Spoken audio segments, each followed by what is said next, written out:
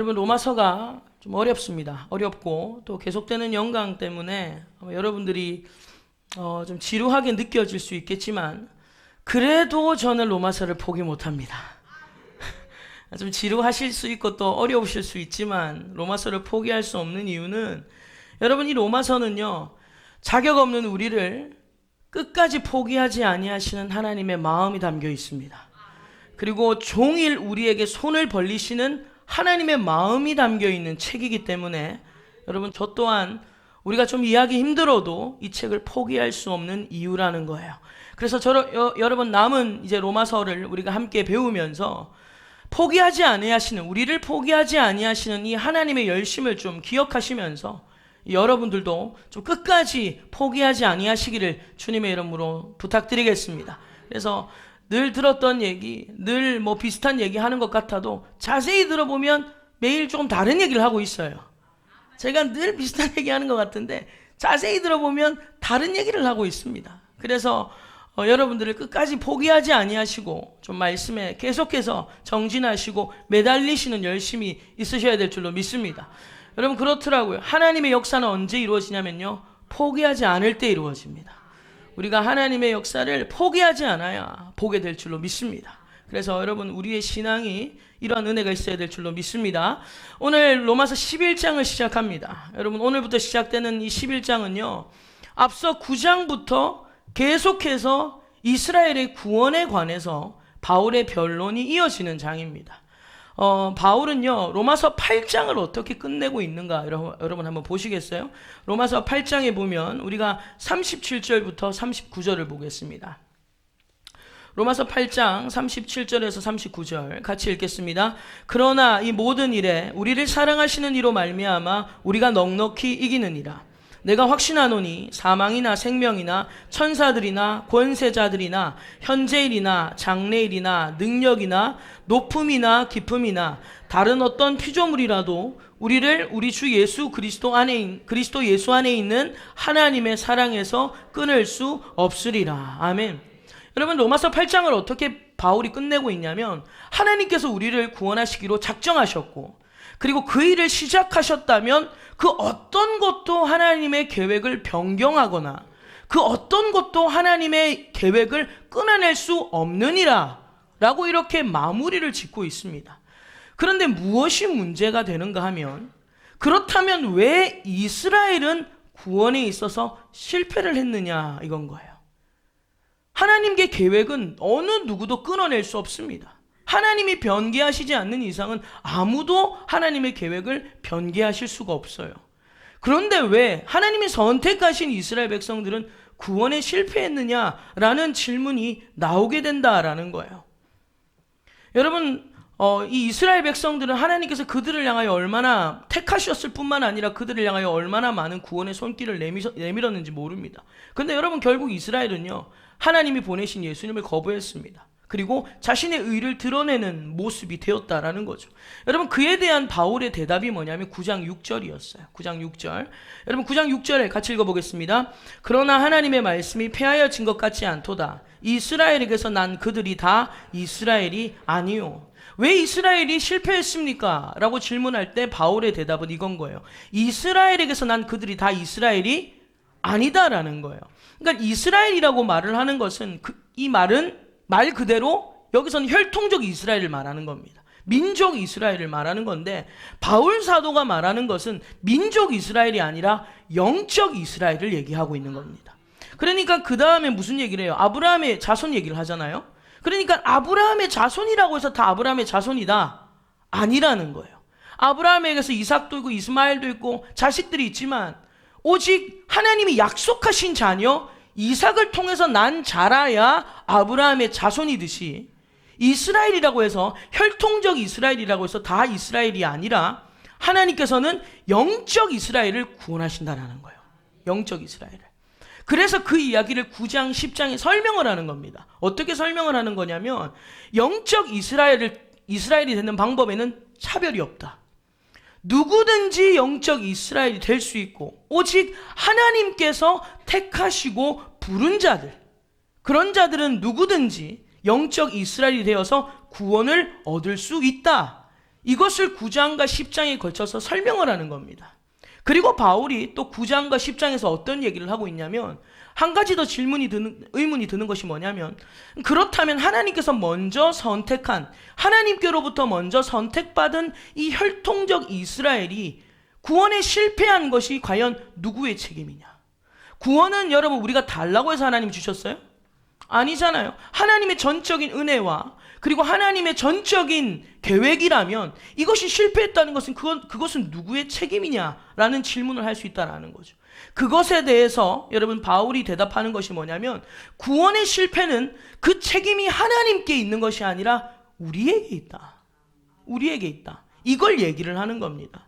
왜냐하면요, 여러분 유대인들은 구원을 무엇으로 받으려고 하냐면 예수님을 믿음으로 구원을 받는 게 아니라 율법을 지켜서, 우리가 율법을 지켜서 구원을 얻고자 하는 구원에 대한 대단한 오해와 착각을 가지고 있었어요. 그래서 여러분 하나님께서 사도행전 1장 8절에 제자들에게 성령 부어주시면서 뭐라고 하시냐면, 오직 성령이 너에게 임하시면 너희가 권능을 받고 예루살렘과 온 유대와 사마리아와 땅끝까지 이르러 내 증인이 되리라. 여기서 보십시오. 주님이 사마리아와 온 유대와 땅끝까지 가라 하기 전에 제일 먼저 어디로 가래요? 예루살렘으로 가래요. 예루살렘. 하나님에 대해서 수없이 들었던 자들이 모여있는 예루살렘에 먼저 가서 거기서부터 복음을 다시 전해야 된다는 거예요. 여러분 사실 교회 안에서 복음이 제대로 전해지지 않는 경우가 너무 많습니다. 솔직히 기독교 신자들이 여러분 이단으로 쏠리는 현상 중에 하나는 여러 가지 이유가 있습니다만, 저는 그 중에 하나가 뭐라고 생각하냐면, 교회가 성도들에게 복음을 정확하게 가르치지 않았기 때문이라는 거예요. 복음이 무엇이냐, 복음이 무엇인지를 정확하게 가르치지 않았기 때문에 이 수십 년 동안 한국 교회가 큰 성전 짓고 어떤 유행과도 같은 프로그램에 미쳐서 복음의 본질을 잃어버릴 때, 여러분 그동안 교회 안에 참으로 많은 성도들이 이단으로 이탈하더라는 거예요. 이런 안타까운 상황들을 저는 지켜보면서, 그래서 제가 더더욱 로마서 강해에 목숨을 거는 겁니다.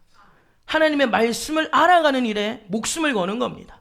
그리고 이 제자훈련과 같은 소그룹 성경 공부를 통해서 대그룹으로 있을 때는 여러분의 신앙이 어떤지를 제가 잘 몰라요. 앉아서 고개 끄덕거리고 있으면 잘 듣는 줄 알아요. 그런데 막상 만나서 얘기해보면 뒤통수 치는 얘기를 많이 하셔요. 그럼 제가 깜짝 놀랄 때가 있어요. 이분이 권사님인데, 권사님이 그렇다는 게 아니라 예를 들면 그렇다는, 이분이 지금 아직 이러고 있을 때인가, 제가 당황스러울 때가 있어요. 물론 그분도 절 보면 당황스러울 수 있겠죠. 그런데 어쨌든 서로가 당황스러운 겁니다. 그래서 이 소그룹 성경 공부를 통해서 여러분의 개인적 신앙을 들여다보는 거예요. 그리고 점검을 하는 겁니다. 이것이 정말 필요하구나라는 것을 절감하게 되었습니다. 여러분 하나님은 예수님을 이 땅에 보내실 때 가장 먼저 어디로 가게 하셨냐면 자기 땅에 가게 하셨어요. 그리고 자기 백성들을 찾아가게 하셨어요. 근데 여러분 그 자기 땅에 있는 자기 백성들은 어떤 사람들이냐면, 하나님께서 구약 성경을 보면요, 구약의 역사 동안 수없이도 주님이 그들에게 기회를 주시는데 그들은 하나님으로부터 얻는 기회마다 하나님을 배반하고 하나님을 거부하고 하나님을 거역합니다.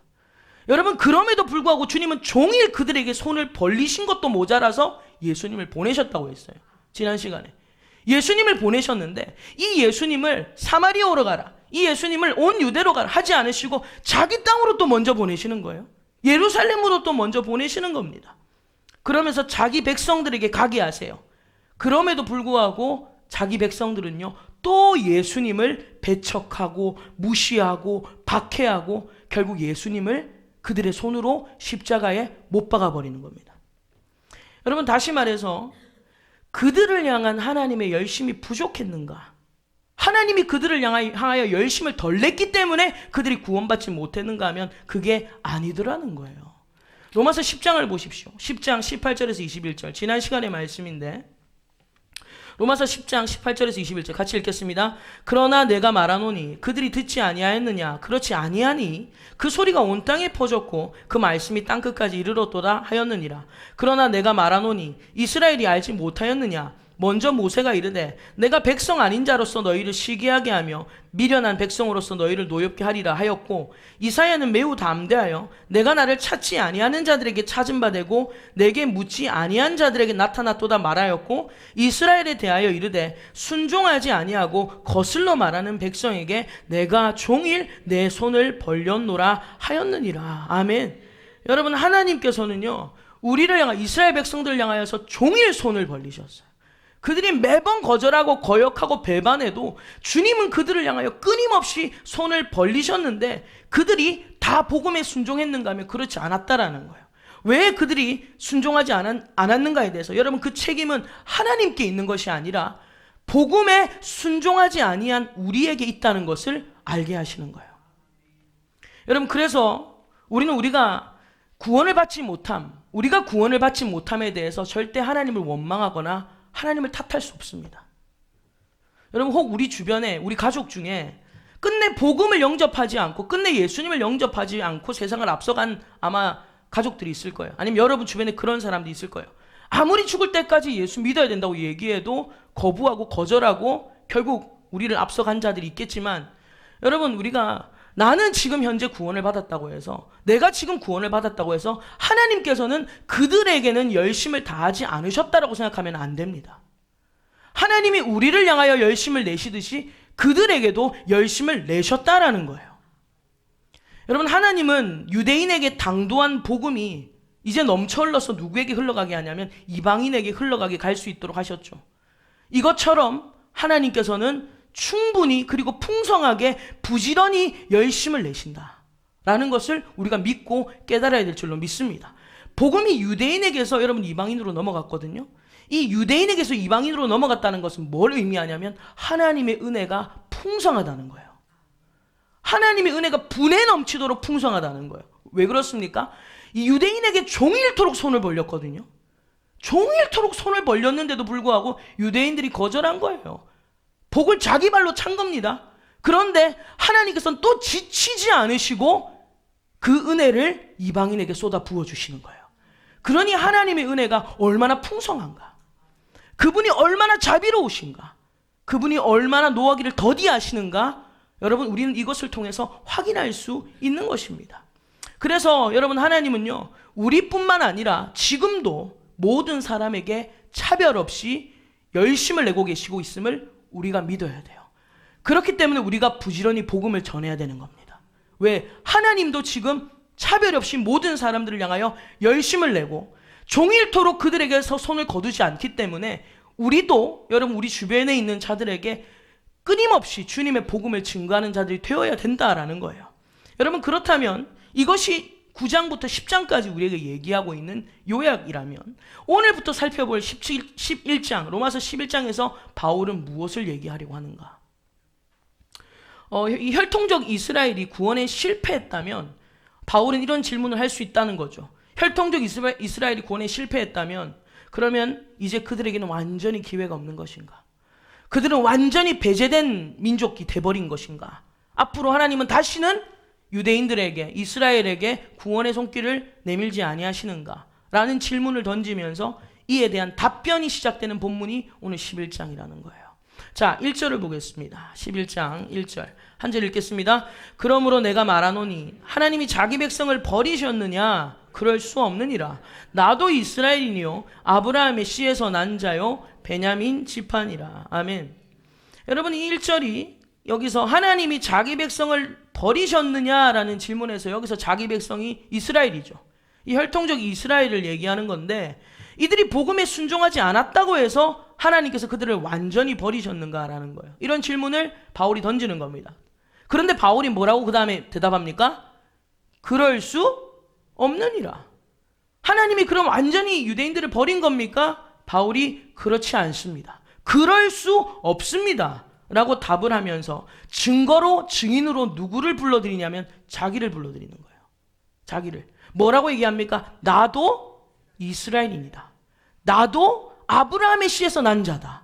나도 베냐민 지파다 하면서 자신을 증인으로 내세우고 있는 겁니다. 다시 말하면 이런 말이에요. 나도 너희하고 똑같은 이스라엘 사람인데 나 구원받았다. 나 복음으로 구원받았다. 지금 그 얘기를 하고 있는 거예요.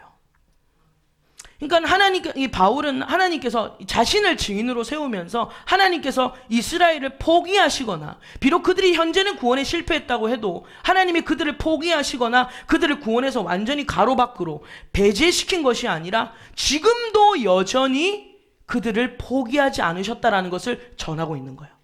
아니야, 하나님은 아직도 그 손을 너희에게서 거두지 않았어. 너희들을 향하여 여전히 구원의 손길을 내밀고 계시다라는 것을 얘기를 하고 있는 거예요. 그래서 이것을 설명하기 위해서 바울이 2절에 예를 드는 겁니다. 2절 같이 읽어보겠습니다. 하나님이 그 미리 아신 자기 백성을 버리지 아니하셨나니 너희가 성경에 엘리야를 가리켜 말한 것을 알지 못하느냐? 그가 이스라엘을 하나님께 고발하되. 여러분, 지금 바울이 이것을 설명하려고 2절에 이렇게 얘기해요. 너희가 성경이 말하고 있는 것을 모르겠냐? 성경이 지금 우리에게 말하고 있는 것을 모르겠냐라고 이렇게 얘기를 하면서 구약 성경에서 누구를 예를 드냐면 엘리야를 예로 들어요. 우리가 이것에 대해서 이제 조금 이따가 설명을 드리겠는데, 먼저 우리가 이것을 이 2절을 통해서 한 가지 짚고 넘어갈 것이 뭐냐면, 여러분, 성경 우리가 로마서를 보면서 눈치를 채셨는지는 모르겠지만 바울은요 항상 예를 뭐로 드냐면 성경에서 들어요. 거의 대부분 성경에서 예를 많이 들어요. 그리고 우리에게 설명하기를 선호합니다. 성경을 예로 들어서 우리에게 당한 현재 그리고 앞으로 우리가 당할 미래를 설명하는데, 이러한 바울의 방법이 진짜 탁월하다라는 거예요. 성경을 통해서 예를 드는 것, 성경을 통해서 구약을 통해서 우리에게 현재를 보게 하고 미래를 보게 하는 이 방법이 너무 탁월한 방법이라는 거예요. 왜냐하면 두 가지 이유에서 그렇다는 겁니다. 어떤 이유에서 이 방법이 탁월하냐 하면, 먼저 성경은요 역사적 사실이기 때문입니다. 여러분, 성경은요 신화라든지 전설이라든지 우리가 꾸며낸 허구적 이야기가 아니에요. 성경은 분명하고도 정확한 역사를 기록하고 있는 책이라는 겁니다. 그래서 여러분, 성경에 지명 이름이 등장합니다. 피곤하시죠? 갔다 오실 뻔 하시더라고. 지금 주님 앞에 갔다 오실 분 몇 분이 제가 정신을 빨리 차리게 돼. 주님 부르셨다가 방금 한 분이 오셨어요. 네, 이거 진짜입니다. 여러분, 제가 원래 이런 말 잘 안 하는데 방금 딱 쳐다봤는데 한 분 갔다 오셔가지고 너무 놀래가지고 그분하고 눈이 마주쳤거든요. 그래서 여러분, 성경에 괜찮습니다, 박사님. 여기 죄송해요.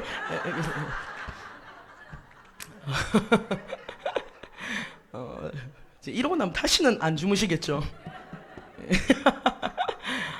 성경에 이제 그 지명이라든지 성경에 지명이 분명히 나오고, 또 그리고 인물의 이름이 정확하게 나오고, 또 누구의 아들이다 뭐 이런 얘기도 나오고, 그 다음에 이제 왕정 시대에 보면요 왕들 이름이 쭉 이렇게 나열되고 있지 않습니까? 성경이 이것을 기록하고 있는 이유가 뭐냐면, 성경은 허구가 아니라는 거예요. 꾸며낸 이야기가 아니라 우리가 세종대왕 이야기 듣듯이, 그리고 이순신 장군 얘기 듣듯이, 여러분 이거 역사적 사실이야, 이걸 증명하는 거예요. 성경 그걸 증명하고 있는 겁니다. 여러분 다 같이 지금 잠이 깨신 것 같아서 감사해요. 제가 한 예를 들면, 여러분 우리가 사도신경 할 때 본디오 빌라도에게 고난을 받으사 이렇게 얘기를 하고 있잖아요. 이 사실 본디오 빌라도는 예수님에게서 제목을 못 찾았던 사람이에요. 자기가 아무리 봐도 예수님에게서는 죄가 없어요. 그래서 나는 도대체 이 사람한테 죄가 있는지 모르겠다라고 했더니 백성들이 밀란이 날 정도로 난리가 났어요. 죽여야 된다고. 제목이 뭐냐? 그냥 죽여야 된다는 거예요. 그래서 밀란이 날 것이 너무 두려워가지고 여러분 예수님을 무리에게 넘겨줘 버립니다. 그래서 마태복음 20장 이런 얘기를 해요. 이 사람의 피에 대하여 나는 무죄하니 너희가 당하라. 자기가 손을 씻어버리고 그냥 넘겨주는 겁니다. 그러면 여러분 사실관계를 따지자면 예수님을 십자가에 못 박은 자들은 무리인 거예요. 본디오 빌라도가 아니라 무리가 십자가에 못 박였음에도 불구하고 억울하게도 우리는 지금까지 우리는 누가 예수를 십자가에 못 박았다? 본디오 빌라도에게 고난을 받으사. 본디오 빌라도만 죽일 놈으로 만들어 놓고 있어요. 우리가 진짜 죽인 거는 무리들이고 백성들인데 본디오 빌라도에게 고난을 받았다, 지금까지 욕을 먹고 있는 거예요.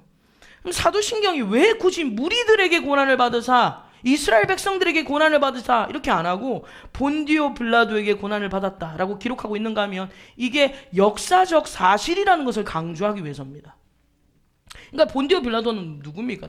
당시의 로마의 총독이에요. 당시의 로마의 총독이기 때문에 예수님께서 십자가에서 죽으신 사건이 허구가 아니라 우리가 살아가는 이 시대에, 다시 말하면 본디오 빌라도가 총독이었던 시기에 진짜 일어났던 일이다, 진짜 있었던 사실이다 라는 것을 강조하기 위해서 본디오 빌라도에게 고난을 받으사, 이렇게 되는 겁니다. 그래서 여러분, 우리가 이 성경은 역사적 사실이기 때문에 우리가 성경을 통하여 우리의 삶의 교훈을 얻는 것이 참 중요하다라는 거예요. 그리고 두 번째로 또한 바울은요, 성경도 그렇고 성경을 보면서, 구약의 성경, 다시 말하면 구약의 성경이라는 건 역사잖아요. 역사. 그 역사, 과거의 역사를 통해서 뭘 발견했냐면 이 세상에 일어나는 일들이 일정 기간에 걸쳐서 반복이 된다는 거예요. 계속 반복이 된다는 것을 발견하면서 성경을 연구하면서 현재와 그리고 미래를 이해하고 경계할 수 있는 지혜를 얻게 된다는 것을 깨달은 겁니다. 아, 성경을 보니까 오늘을 어떻게 살아야 되는구나. 그래서 지금 내가 어떻게 해야 되는구나. 그리고 앞으로 우리가 어떤 자세로 살아가야 되는구나. 이것을 성경을 통해서 깨달을 수 있다는 거예요. 여러분, 고린도전서 10장을 찾아보십시오. 고린도전서 10장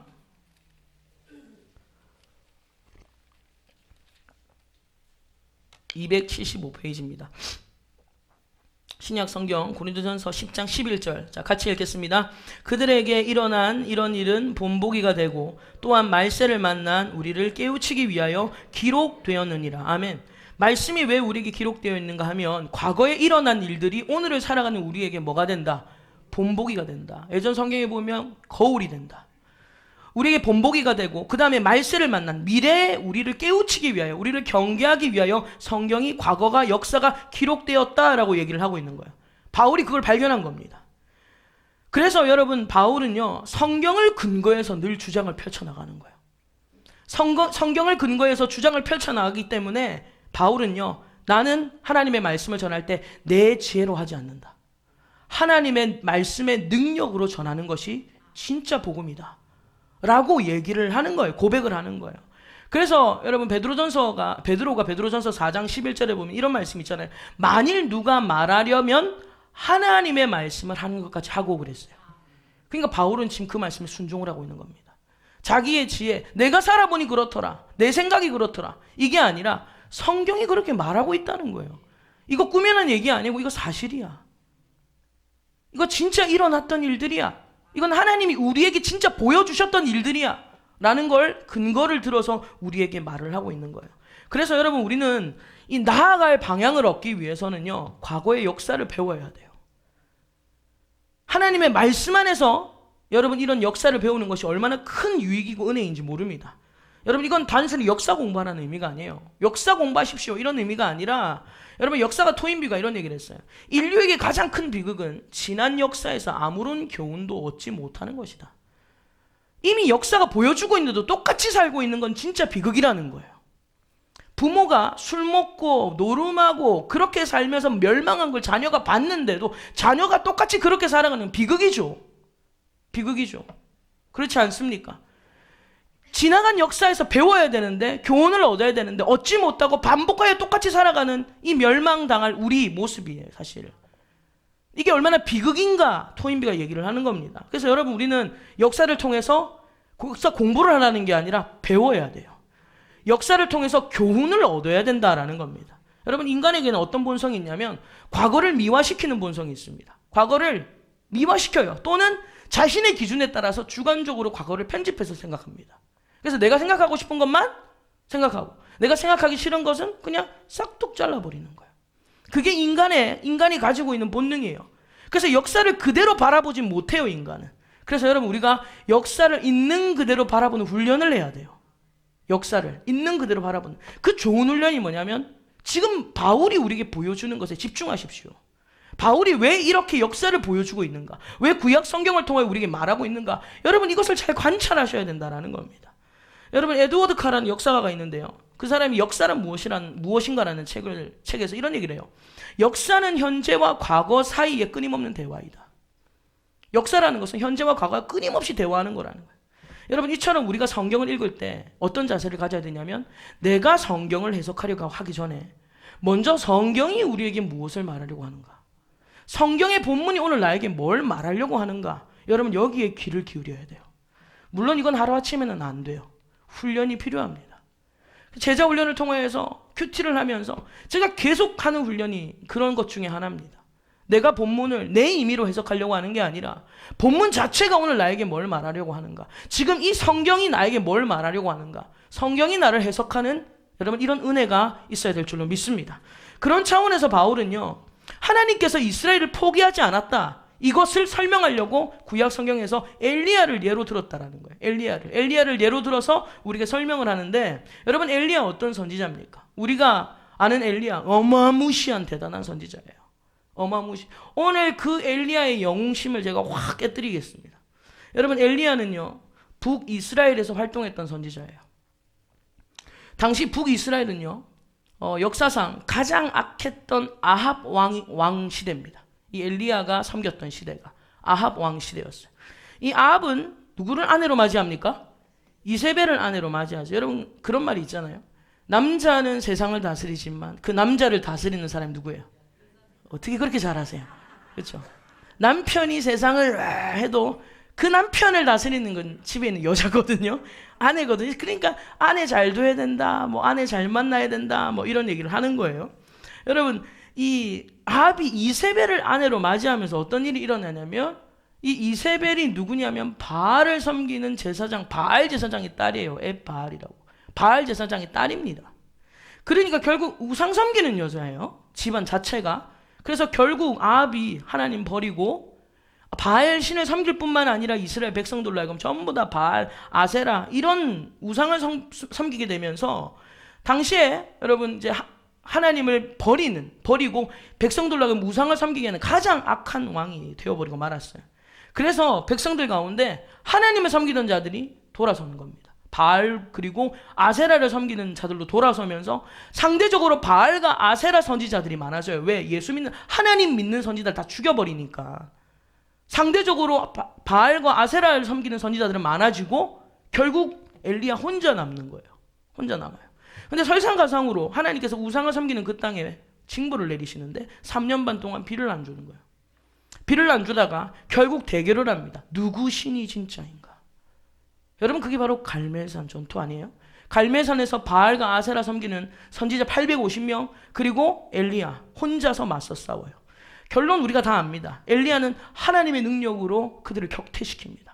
하나님 또한 그들을 다 죽여버리게 해요. 이것 때문에 누가 분노해요? 이세벨이 분노하거든요.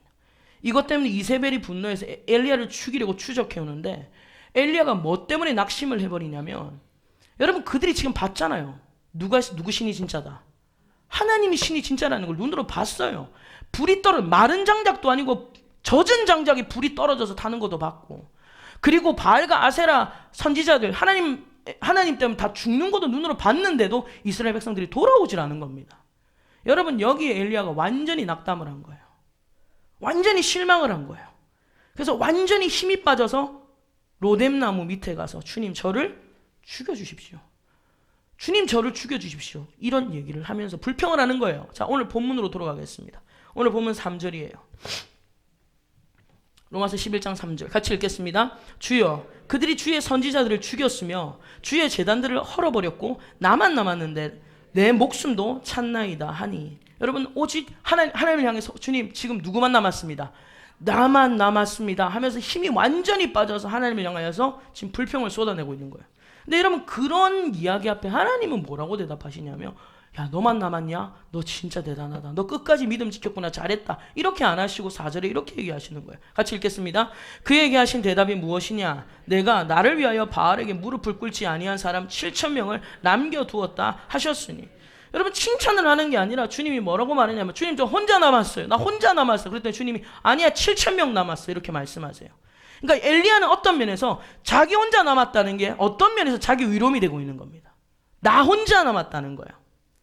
그런데 하나님께서는요 엘리야를 남겨두신 것은 그로 하여금 너 혼자 남았네, 너 잘했네, 너 의롭네, 주님이 그를 향하여 칭찬하는 것이 아니라 뭘 드러내려고 하시냐면, 지금 그 땅이 패역했지만 그 땅은 나를 배신했지만 그래도 내가 그들을 향해서 은혜와 긍휼의 손을 놓지 않고 있다. 그걸 상징성으로 엘리야를 세워둔 거예요. 엘리야를 혼자 남겨둔 겁니다. 그래서 여러분, 하나님께서 엘리야에게 너만 남지 않았어. 내가 구원할 몇 명이 남아있다. 7,000명. 여러분, 7,000명 그냥 7,000명이라는 의미가 아니에요. 7은 성경에서 완전수입니다. 그리고 1,000이라는 건 많다는 거예요. 그러니까 하나님께서 비록 패역한 땅이긴 하지만 지금 다 돌아섰지만 그래도 하나님께서 남겨놓은 내가 구원할 택할 자가 여기에 있다라는 거예요. 내가 그 땅 아직 내 손 안 거두었어. 나 긍휼의 손 아직 안 거둬들었어. 나 안 거두었으니까 아직 거기에 내가 구원할 자 남아있다. 이렇게 말씀하시는 거예요.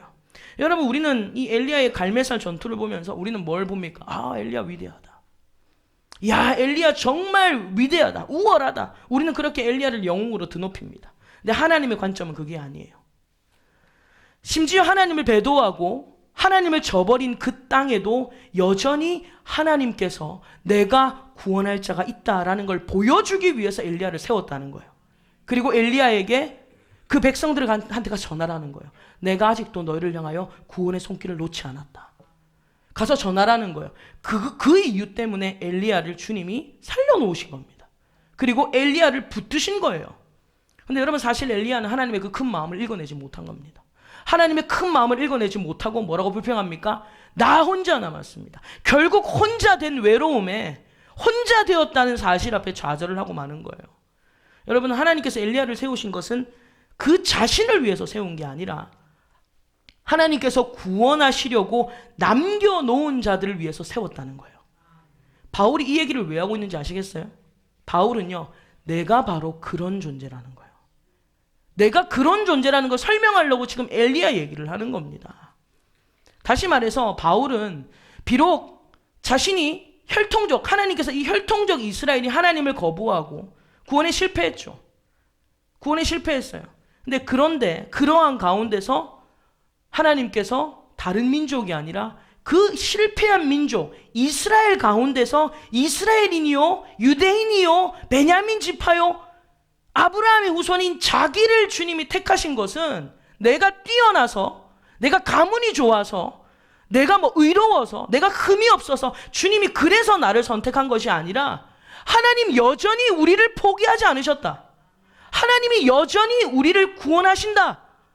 이것을 얘기하라고 주님께서 소망의 상징으로 바울을 택하셨다는 거예요. 그렇게 해서 나를 세웠다는 겁니다. 지금 바울이 그 얘기를 하고 있는 거예요. 여러분, 우리도 마찬가지예요. 하나님께서 여러분 가정 가운데 왜 여러분을 택하신 줄 아십니까? 아무도 가족들이 안 믿는데 왜 여러분만 택하셨은 줄 아세요? 왜 여러분을 택하신 줄 아십니까? 여러분들이 그들과 남달라서, 여러분이 그들보다 좀 더 똑똑해서, 좀 더 쓸만해서, 좀 더 착해서 아니에요. 우리에겐 조건이 없어요. 주님이 우리를 왜 택했냐면요, 너희 가정도 구원할 거라는 거예요. 너 말고, 너만 말고, 너만 구원한 게 아니라 너를 택한 것은 내가 너를 통해서 너희 가정 구원할 거야. 상징성으로 우리를 세우신 겁니다. 여러분 믿으세요? 나만 구원받았어. 우리 집에서 아무도 예수 안 믿는데 나만 구원받았어. 여러분, 그거 자랑하라고 주님이 우리를 택하신 게 아니라는 거예요. 근데 우리는 자꾸 그런 소수이고 싶어 하는 거예요. 나만. 무언가 내가 무화가 된 것처럼 그런 소수이고 싶어 하는 겁니다. 여러분, 그렇지 않아요. 하나님께서 바울을 택하신 것이 바로 우리 민족에도 하나님의 구원의 손길이 여전하다. 이걸 설명시키려고 바울을 택하셨다는 거예요. 그래서 5절이 이렇게 얘기하는 겁니다. 5절 같이 읽어보겠습니다. 그런즉 이와 같이 지금도 은혜로 택하심을 따라 남은 자가 있느니라. 아멘. 할렐루야. 지금도 은혜로 말미암아 남은 자가 있느니라. 여러분, 지금도 은혜로 말미암아 여러분의 가정에, 여러분의 주변에 남은 자가 있는 줄로 믿습니다. 지금도 있다라는 것을 우리 가운데 말씀하는 거예요. 그래서 여러분, 우리는 세상 사람들에게 뭘 줘야 되냐면 소망을 주는 상징들이 돼야 돼요. 저와 여러분들은 세상 사람들이 여러분들을 볼 때 뭘 얻어야 되냐면 소망을 얻어야 돼요. 어떤 소망을 얻어야 되냐면, 여러분들이 예수 믿는 건, 여러분이 구원받은 것은요, 저와 여러분들이 대단해서 능력이 뛰어나서가 아니라 사람들이 우리를 보고 구원의 가능성을 발견해야 돼요. 조금 심하게 말하면 저 사람도 구원받을 수 있으면 나도 받을 수 있겠다. 이런 소망을 발견하게 해야 된다라는 거예요. 그래서 간증할 때 우리가 얼마나 자격이 없는지를 자랑해야 돼요. 간증할 때. 그리고 동시에 이런 자격 없는 나를 그럼에도 불구하고 주님이 구원해 주셨다. 여러분, 하나님의 은혜를 자랑해야 될 줄로 믿습니다. 내가 기도 많이 했더니 하나님 이렇게 역사해 주셨고, 내가 전도 많이 했더니 하나님 이렇게 일해 주셨고, 여러분 이렇게 내가 나만 여러분 이런 자기의 행위의 자랑, 요즘 말로 넣어두세요. 그런 거 끄집어내지 말고, 나 하나님 나라를 위해서 이렇게 일했고 저렇게 뭐 했고 막 이런 걸로 우리 얼마나 자랑하려고 해요. 내가 한때 막 주름 잡았고, 내가 한때 무슨 산에 올라갔고, 뭐 등산 많이 하셨나 보죠. 기도 많이 하신 게 뭐 자랑이 아니라는 게 아니라 하나님이 은혜죠. 그런데 우리는 내가 한 어떠한 행위들을 막 자랑하길 좋아해요. 내가 나만 이런 것들로 여러분 우리가 막 행위를 자랑합니다. 여러분 이런 자랑은 넣어두십시오. 뭘 자랑해야 됩니까? 나의 약함을 자랑해야 돼요. 나의 부족함을 자랑할 때 많은 영혼들이 용기와 새 힘을 얻고 하나님께 나오게 된다는 거예요. 여러분, 하나님이 우리에게 주신 구원, 하나님이 우리에게 주신 직분, 하나님이 우리에게 주신 은사는요, 전부 다 거저 주신 선물입니다. 여러분이, 저와 여러분들이 뭐 대단해서 하나님이 우리에게 직분 주신 게 아니에요. 제가 뭐라서 하나님께서 우리 집이 5대째라서 목회자가 많이 나오고, 물론 하나님이 주시는 은혜의 흐름은 있습니다만, 그러나 우리의 어떠함은 은혜의 조건은 되지 못하는 거예요. 하나님이 여러분을 구원하신 것도 은혜고요, 직분도 은혜고요, 은사도 은혜예요. 그래서 은사를 영어로 기프트, 선물이라고 하는 거예요. 여러분 태어날 때 예를 들어서 제가 찬양인도 하지 않습니까? 하나님 저에게 찬양하는 은사를 주셨거든요. 그러면 찬양하는 은사를 제가 태어날 때 주문하고 태어나요? 주님, 제가 곧 1982년 태어날 건데 저 몇 가지 주문하겠습니다. 찬양 이렇게 주문하고 태어나신 분 아무도 없죠. 태어나 보니까 하나님의 은혜로 살아가다 보니까 여러분 우리가 하나님의 그 은혜를 누리면서 살게 되더라는 거예요. 그렇죠? 여러분 우리가 뭐 그렇게 태어나고 싶어서 태어난 것도 아니고, 하나님이 주신 은혜와 선물 속에서 우리가 그렇게 거저받은 구원으로, 거저받은 직분으로, 그리고 거저받은 은사로 살아가는 겁니다. 여러분 왜 주셨을까요? 직분과 은사를 왜 거저 주셨을까요? 주님의 몸된 교회 섬기라고 주신 거예요. 거들먹거리고 교회에서 내가 낸데, 내가 직분이 뭔데, 내가 은사가 뭐가 있는데 그걸로 거들먹거리라고 교회에서 덕 끼치지 못하는 행동하라고 직분 주신 거 아니에요. 내가 장로고, 내가 목사고, 내가 집사고, 내가 교회에서 뭐 부장이고, 여러분 그게 뭐 어쩌라는 거예요. 그걸로 얼마나 자기를 내세우는지 몰라요. 내가 은사를 뭘 받았고, 내가 방언도 하고 통변도 하고, 내가 영분별도 있고, 너 앞으로 보니까 앞으로 너 뭐 되겠다. 다 돼요. 여러분. 우리 그걸로 자꾸 주님의 몸된 길을 헐어요. 그걸로 덕을 끼치지 못해요. 여러분 하나님 우리에게 거저 주신 직분, 거저 주신 구원, 거저 주신 은사는요, 몸된 교회 섬기라고, 어떻게든 덕을 세우라고 주님이 우리에게 거저 주셨다라는 거예요. 그래서 여러분 엘리야를 보면서 위대한 선지자다. 물론 위대한 선지자가 아니라는 건 아닙니다. 위대한 선지자다. 850대 1로 싸운 이긴 선지자다. 대단하다. 여러분 이렇게만 생각하지 말아야 된다는 거예요. 우리는 대단한 목회자들 아니면 뭐 대단한 신앙인들의 간증을 듣다 보면요, 상대적 박탈감을 좀 느낄 때가 있어요. 뭔가 할 말이 많은 간증자들 앞에 서면요, 왜 그렇게 초라해지는지 몰라요. 하나님은 내 삶에 주무시나? 나한테는 뭐 불도 안 주고, 나한테는 뭐 아무 역사도 일으켜주지 않고 상대적 박탈감을 느낄 때가 있어요. 그래서 저는요, 사실 저는 듣는 이들로 하여금 사실 상대적 박탈감을 느끼게 했다든지, 물론 뭐 간증하는 사람이 의도적으로 한 건 아니겠지만 그런 감정을 우리가 자꾸 느끼게 된다면 감히 저는 그 간증은 실패라고 생각합니다. 정말 위대한 간증은 자기의 약함을 자랑함으로 하나님이 우리의 소망이시다, 이거를 발견하게 해줘야 돼요. 스스로 말씀을 들으면서 그래, 내가 기도를 못했구나, 내가 일을 못했구나, 내가 못한 것만 생각나고 막 좌절에 빠지고 막 이런 말 말고요, 이런 것들로 우리가 막 시리에 빠지는 간증 말고요, 여러분들이 말씀을 들으면 들을수록 하나님 나 같은 거 구원해 주셨구나. 여러분 이걸 느끼게 해줘야 된다라는 거. 이게 진짜 좋은 간정이다라는 겁니다. 여러분 하나님은 엘리야를 세우신 것은 현재 패역했지만 그럼에도 불구하고 이스라엘을 구원하실 것이다. 여러분 이 희망으로 세운 것이지 그가 뛰어나서 그가 잘나서 그가 남달라서 세워진 게 아니라는 거야. 여러분 오늘 말씀을 정리하면서 마찬가지로 우리도 마찬가지입니다. 우리가 우리의 어떠함을 자꾸 자랑하려고 하지 말고 자랑하려면 나의 약함만 자랑하십시오. 이게 바울이 얘기하고 있는 요지예요. 결국 고린도 전후서에서 얘기하는 요지가 이거예요. 나의 약함만 자랑하자.